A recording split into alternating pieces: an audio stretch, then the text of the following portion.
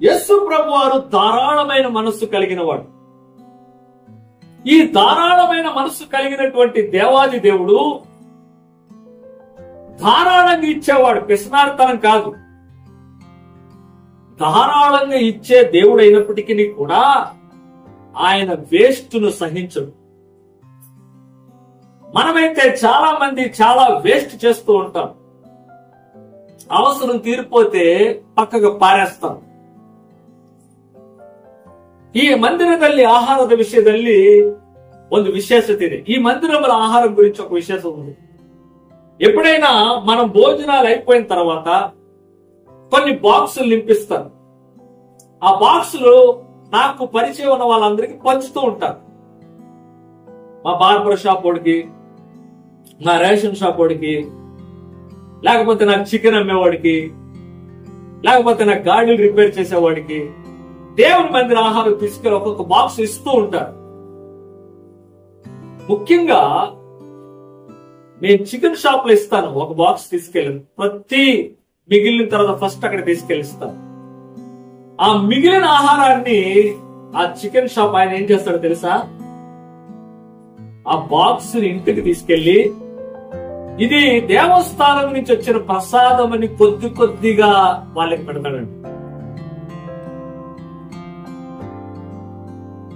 దేవస్థానం తెచ్చిన ప్రసాదం ఇది. దాని విలువ ఆయనకి తెలుసు. ఆయనే తన నోటితో సాక్ష్యాన్ని చెప్పి మొబైల్లో తనకు వచ్చిన ప్రాబ్లం కి కొలెస్ట్రాల్ లెవెల్స్ ఎలా తగ్గాయో, నీ మందిరంలో వచ్చినటువంటి ఆ తుండులను మేము ప్రసాదంగా భావించి తిని ఎన్నో పాయింట్లున్న కొలెస్ట్రాల్ 9 పాయింట్స్ వచ్చేసింది, దేవుని ఆశీర్వాదం ఇచ్చే తుండుల్లో ఉంది అని ఆయన సాక్ష్యం ఇచ్చాడు. మనలో చాలా మంది దేవుడు ధారాళంగా ఇస్తే దాన్ని వ్యర్థం చేస్తారు. నేను ఒక చర్చిలో పనిచేసేవాడిని. అక్కడ ప్రతి ఆదివారం భోజనం పెట్టేవాడు. కొంతమంది కరువెత్తుపోయిన కక్కుర్తోలు, ఎవరో కరువెత్తుపోయిన కక్కుర్తోలు, కన్నడ ఏమంటారు? కక్కుర్తోలు ఏమంటారు? లాక్కొని తినేవాళ్ళు, అతను తెలీదా? కిత్తుకొని తినేవారు. కరువెత్తుపోయాడు, ఎప్పుడు కూడా తినడం కాసుకొని ఉంటాం. ఆ బ్యాచ్ ఒకటి వచ్చేదాన్ని. వాళ్ళకి ప్లేట్ లోని భోజనం వేస్తే ఒక మహాతల్లి ఏం చేసింది తెలుసా? ముక్కలు మాత్రం తిని అన్నాన్ని ఇలా తోసేది. ముక్కలు మాత్రం ఏరుకొని తిని, చికెన్ ముక్కలు ఏరుకొని తిని అన్నం మాత్రం ఇలా తోసేసేది. దేవుని మందిరంలో ఇవ్వబడిన ఆహారాన్ని దేవుడే వ్యర్థం చేయడానికి ఇష్టపడలేదు. ఆయన అన్నాడు కదా, ఈ మిగిలినవన్నీ కూడా మీరేం చేయాలి? గంపల్లో ఎత్తండి. 12 గంపలు దేవుడు ఈ ఇరిగిపోయిన ముక్కలను దేవుడు కూడబెట్టాడు. ఇరిగిపోయిన ముక్కలు అంటే లెక్కల్లో లేనివి. ఇరిగిపోయిన ముక్కలు అంటే సంపూర్ణము కానివి. ఇరిగిపోయిన ముక్కలు అంటే అవి పక్కకు పెట్టబడి అది వేస్ట్ కింద భావించబడింది. నీ నా జీవితం అనేక సార్లు ఇలా వేస్ట్ గానే పక్కన పెట్టబడి ఉండొచ్చు. నీ నా జీవితం అసంపూర్ణతతో ఉండొచ్చు, ఇన్కంప్లీట్ గా ఉండొచ్చు. నీ నా జీవితము వేస్ట్ కింద అనేక మంది అనుకొని దానికి పక్కకి నెట్టివేసి ఉండొచ్చు, స్క్రాప్ లో పడేసి ఉండొచ్చు. దేవుని వాక్యము ఏమంటుందంటే, ఆ మిగిలిన ముక్కలన్నిటినీ చేర్చండి. ఆ మిగిలిన ముక్కలన్నిటినీ చేర్చండి. యోహాను సువార్త 6వ అధ్యాయం 12వ వచనం తెలుగులో చదవండి. వారు తృప్తిగా తినిన తరువాత ఏమీ నష్టపడకుండా మిగిలిన ముక్కలు పోగు చేయుడని తన శిష్యులతో చెప్పారు. ప్రియ దేవుని బిడ్డలారా, వారు తినిన తరువాత, కడుపు నిండా తిన్న తర్వాత మిగిలిన ముక్కలను ఏదియూ నష్టపోకుండా, నథింగ్ షుడ్ బి లాస్ట్, ఏది కూడా నష్టపోకూడదు. విరగగొట్టబడినది, నలగగొట్టబడినది, ముక్కలైంది ఏది వ్యర్థం కాకూడదు. అన్నిటినీ సమకూర్చండి. అన్నిటినీ మన జీవితాలు లోకానికి వద్దు, మన జీవితాలు లోకానికి అవసరం లేదు, మన జీవితాలు లోకంలోని లెక్క వేయబడలేనివి. కానీ దేవుడు ఈ విరిగిపోయిన నలిగిపోయిన జీవితాలనే దేవుడు ఏర్పాటు చేసుకుంటాడు. God chooses the leftovers. God chooses the disqualified. God chooses the incomplete. అసమర్థమైనటువంటి వారు, క్వాలిఫికేషన్ లేనటువంటి వారు, లోకం చేత పాండిత్యం లేని పామరుల వంటి వారిని లోకం ముద్రేస్తే వాళ్ళలో నుంచి దేవుడు 12 మందిని ఏర్పాటు చేసుకుని తన మహిమతో నింపి దేవునిని మహిమార్థముగా జీవించి ఈ లోకాన్ని తలకిందులు చేసేటువంటి 12 మంది అపోస్తలులుగా దేవుడు తీర్చిదిద్దాడు. లోకంలో ఉండేటువంటి విరిగిపోయిన మొక్కలను దేవుడు విడిచిపెడతాడు అనుకున్నారా? ఈ రోజు నీ జీవితం ఇరిగిపోయింది, నాది పగిలిపోయింది, నాది పక్కన పెట్టబడింది అని నువ్వు నిర్లక్ష్యంగా ఉండొచ్చు. దేవుడు నీ విషయంలో నిర్లక్ష్యంగా ఉండడు. ఎందుకంటే ఒకానప్పుడు ఈ ఇరిగిపోయిన మొక్కే దేవుని చేతుల్లో ఆశీర్వదింపబడింది. ఈ విరిగిపోయిన మొక్కే 5,000 మందికి భోజనం పెట్టింది. ఈ విరిగిపోయిన మొక్కే దేవుని మహత్కార్యం చేసింది. ఎరుగుతున్నావా నీ జీవితంలో? ఈరోజు నువ్వు చేయవలసిందేంటి? ఇరిగిపోయిన పగిలిపోయినవన్నీ ఒకసారి ఆలోచించు. Gather all the broken things in your life. Don't neglect. You have a talent, gather it. You have a skill, gather it. You have a leftover education, gather it. You have a preaching and singing and worship talent, gather it. Kodai, జాగ్రత్తగా కొడై. ఒక బాటిల్లో నీరు ఇంకో bottle వేయడానికి మనం పెద్ద కష్టపడం. ఒక బిందెలో నీరు ఇంకో బిందులకు మనం పోసేటప్పుడు పక్క నీరు చెల్లిపోయిన మనం పెద్ద పట్టించుకో. అదే ఇంత చిన్న పాత్రలో బంగారం మట్టి ఉంటే ఇలా పోస్తావా? అదే ఇంత బాటిల్లో బంగారం నీళ్లుంటే ఇలా చల్లుతావా? జాగ్రత్తగా పోస్తాము. ఒక్క చుక్క కూడా పడిపోకూడదు. ఎందుకంటే ఇది బంగారు నీళ్లు, ఇది బంగారు మట్టి. నీవు దేవుని దృష్టిలో ముత్యమని చెప్తున్నా కూడా నీ విలువ నీకు తెలియట్లేదు. నిన్ను దేవుడు పందుల చేత తొక్కనివ్వలేదు. నీవు ముత్యము. నువ్వు విరిగినా పగిలినా ముక్కైపోయినా దేవుడు నిన్ను విడిచిపెట్టడు. లోకమంతా ఒక స్త్రీకి ముద్రేసింది, వేశ్య. తన జీవితం మొక్కలైపోయింది, వేశ్యగానే జీవించింది. కానీ ఆ వేశ్యను విరిగిన మొక్కను వేశ్యగా దేవుడు విడిచిపెట్టలేదు. ఆమెను దేవుడు యేసుక్రీస్తు వంశావళిలా చేర్చాడు. రాహాబుగా దేవుడు తీర్చిదిద్దాడు. రూతు జీవితం మొక్కలైపోయింది, పెళ్లి చేసుకుంది. పెళ్ళంటే బాగుంటది, నా లైఫ్ సుఖంగా ఉంటది, సంతోషంగా ఉంటది, దీవెనకరంగా ఉంటది, ఆశీర్వాదకరంగా ఉంటది అనుకుంది. కానీ భర్త చనిపోయి జీవితం సర్వనాశనం అయిపోయింది. ఇరిగిపోయిన నలిగిపోయిన జీవితంతో ఇరిగిపోయిన వదిలిపెట్టినటువంటి జొన్నలను ఏరుకుంటే ఆ ఇరిగిన జీవితాన్ని దేవుడు యేసు ప్రభు వంశావళిలో చేర్చాడు. ఒక తల్లి హృదయం పగిలిపోయి ఎగిరిపోయింది. ఆ బిడ్డను తీసుకెళ్లి జబ్బు బిడ్డలో పడేసింది. ప్రభువా, ఇదిగో ఇరిగిపోయింది నా జీవితం.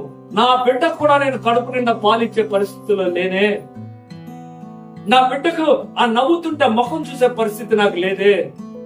నా బిడ్డ గొంతులేస్తుంటే నడుస్తుంటే ఆ ముద్దు అడుగులు చూసే అవకాశం నాకు లేదని గుండెల్లో వేదనతో నిండిపోయి ఆ ఇరిగిపోయిన ఆ నలిగిపోయిన జీవితాన్ని తీసుకుని ఒక జంబు పెట్టెలు పెట్టి దేవునికి అప్పగించింది. ఆ విరిగిపోయిన జీవితాన్ని దేవుడు ఏం చేశాడు? రాజమందిరానికి పంపించాడు. రాజమందిరంలో పెరిగేలా చేశాడు. రాజులకు ఉండే విద్యాభ్యాసాన్ని ఇచ్చాడు. ఇశ్రాయేలు 40 లక్షల మంది ముందు దేవుడు ఒక నాయకుడిగా మోసే కలగలిగాడు. ఈ రోజు నీ విరిగిపోయిన జీవితాన్ని నువ్వు ఎక్కడ పెట్టుకుంటున్నావు? నా వల్ల కాదండి, నా వల్ల కాదు. నా జీవితం, నీ జీవితం విరిగిపోయి ఉండొచ్చు, నా జీవితం విరిగిపోయి ఉండొచ్చు. దేవుడు అన్నాడు కదా, శిష్యులారా మీరు వెళ్ళండి. ఆ వైపు ఉండేటువంటి గెరాసేను దేశం పై ఉండేటువంటి ఆ పందులన్నీ ఇటు పక్క రాకమునిపే, ఈ బుద్ధి లేని పందులన్నీ ఇటు పక్క రాకమునిపే, జీవిత కాలంలో తలెత్తి పైకి ఎప్పుడు చూడవి, చచ్చినప్పుడే ఈ పందులు పైకి చూస్తాయి. ఈ కళ్ళు నెత్తికెక్కిన పందులు ఎప్పుడు కూడా నా ముత్యాలను తొక్కకూడదంటే మీరు వెళ్ళండి, గంపల్లో చేర్చండి అన్నాడు. 12 గంపలను నింపారు. ఆ 12 గంపల్లో నీ విరిగిపోయిన ముక్కుంది, నా విరిగిపోయిన ముక్కుంది. విరిగిపోయినటువంటి జీవితానికి దేవుడు ఇంత విలువిస్తుంటే నీ విరిగిపోయిన జీవితాన్ని ఎక్కడ పెట్టుకుంటున్నావు? ట్రెజర్ దెమ్ ఆల్, కూడబెట్టు. ఏది విరిగిపోయింది నీ జీవితంలో? పక్కన పరేశావు. ఒకనప్పుడు దేవుని చేతుల్లో బాగా వాడబడింది, ఆ విరిగిపోయింది. ఒకనప్పుడు ఆ దేవునికి విరిగిపోయిందే కావాల్సి వచ్చింది.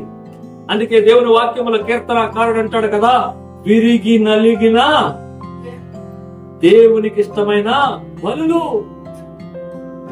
విరిగి నలిగిన హృదయాన్ని దేవునికి కావాలి. బాగా పీకలాగా తినేసి కుంభకర్ణలో కూర్చున్న వారు దేవునికి అవసరం లేదు. గాయపడిన వారు కావాలి, దెబ్బతిన్న వారు కావాలి, రోడ్డు పక్కన పడవేయబడిన వారు కావాలి. వారి కోసం దేవుడు నీలాంటి నాలాంటి సమరయ్యలను ఏర్పాటు చేశాడు. నీ పనేంటి? నీ పనేంటి? నీ మందిరంలో బాగా బలిసిన వాళ్ళు కావాలా? డబ్బున్న వాళ్ళు కావాలా? దేవుడికి అవసరం లేదు. విరిగిన వారు కావాలి. యేసు ప్రభువే ఈ లోకములో భారం మోసుకున్న వారి కోసం వస్తే నువ్వు భారము బాధ్యత లేని వాళ్ళ కోసం బాధపడతావేంటి? ప్రయాసపడి భారం వహించిన సమస్త జనులారా నా ఎందుకు రండి అని యేసు ప్రభువే భారం మోసుకున్న వాళ్ళకి వస్తే నువ్వేం చేస్తున్నావు? బరువు, బాధ్యత, భారము, విలువ తెలియని వారి కోసం వెనకాల పడతావు. ఒక విషయాన్ని నువ్వు జ్ఞాపకం చేసుకో. ప్రియ సహోదరి సహోదరుడా, నీ విరిగిపోయిన జీవితం దేవునికి చాలా అమూల్యమైనది. నీ నలిగిపోయిన జీవితం చాలా అమూల్యమైనది. Our lives, our fragments, our pieces, our broken marriages, our broken relationships, our broken spirituality, our scattered life are precious in the sight of God. మన నలిగిపోయిన జీవితాలు, మన విరిగిపోయిన జీవితాలు, మన పగిలిపోయిన జీవితాలు దేవునికి విలువైనవి, దేవుని దృష్టిలో అమూల్యమైనవి. అందుకే అన్నాడు, శిష్యులారా మీరు వెళ్ళండి. అద్భుతం జరిగిపోయింది కదా, పీకల దాకా తిన్నాం కదా, హ్యాపీగా ఉన్నాం కదా, 5 రొట్లు 2 చేపలు 5,000 మంది తినేశారు కదా, ముందున్నాడు మేసాడు, వెనకాల ఉన్నాడు, బానే అనలేదు దేవుడు. విరిగిపోయినవి కూడా నేను కూడబెట్టాడు. ఈ రోజు నీ పని నా పని ఏంటి?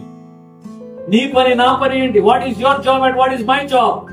There are so many broken things in your life. నీ జీవితంలో ఇరిగిపోయినవి చాలా ఉన్నాయి. There are so many broken dreams in your life. ఏదో అవ్వాలనుకున్నావు, అర్ధగిరిగింది, అక్కడ ఆగిపోయింది. There are so many broken futures in your life. నీ జీవితాన్ని బాగా కట్టుకోవాలనుకున్నావు, ఎక్కడో ఇరిగిపోయింది. ఆ ఇరిగిపోయిందే దేవునికి కావాలి. ఎందుకంటే ఇరిగిపోయిన దానిని సమకూర్చేటువంటి దేవుడు. So that nothing is lost, nothing is lost. దేనిని విడిచిపెట్టద్దు, నాట్ ఈవెన్ వన్. అందుకే ఆయన వాక్యం ఒక మాట అన్నాడు, 99 గొర్రెలను విడిచి నశించుచున్న దాని ఒక్కదాని కోసం ఆయన పరిగెత్తుకొచ్చాడు. ఆ వచ్చినది నీ కోసం. ఆ ఒకటి నువ్వే. ఆ నశించిపోతుంది నువ్వే. ఆ పగిలిపోయింది నువ్వే. ఆ విరిగిపోయింది నువ్వే. ఆ పక్కన పెట్టబడింది నువ్వే. నీకోసమే ఆయన వచ్చాడు, ఎత్తుకుంటూ వచ్చాడు. ఇంకా ఇరిగిపోయిన మొక్కలాగే పందుల చేత తొక్కబడ్డానికి అక్కడే ఉంటావా? లేకపోతే శిష్యుల వంటి చేతుల్లో పడి పుట్టలో చేరుతావా? దేవుని ఆశీర్వాదం నీకు రావాలి, దేవుని దీవెన నీకు రావాలి అంటే పగిలిపోయిన రాహాబు జీవితాన్ని బాగు చేసిన దేవుడు, పగిలిపోయిన రూతు జీవితాన్ని బాగు చేసిన దేవుడు, ఎడారిలో ఎండిపోయిన ఆగరు జీవితాన్ని బాగు చేసిన దేవుడు, కన్నీళ్లలో మునిగిపోయిన హన్నా జీవితాన్ని బాగు చేసిన దేవుడు, గుండె పగిలిన యెహోవేతు జీవితాన్ని బాగు చేసిన దేవుడు విరిగిపోయిన నీ జీవితాన్ని బాగు చేయలేడా? దేవునికి సమర్థత లేదా? Is the lord of abundance. సమృద్ధి కలిగిన దేవుడు. ఎవరైనా సమృద్ధి, గట్టిగా చెప్పండి, ఎవరైనా సమృద్ధి కలిగిన దేవుడు. God of abundance. ఉదయకాలము నీ జీవితంలో ఏది ఇరిగిపోయిందో నాకు తెలియదు, కానీ దేవుని సన్నిధిని తీసుకురా. ఆ ఇరిగిపోయిన దాన్ని దేవుడు నిలుస్తాడు, ఆశీర్వదిస్తాడు.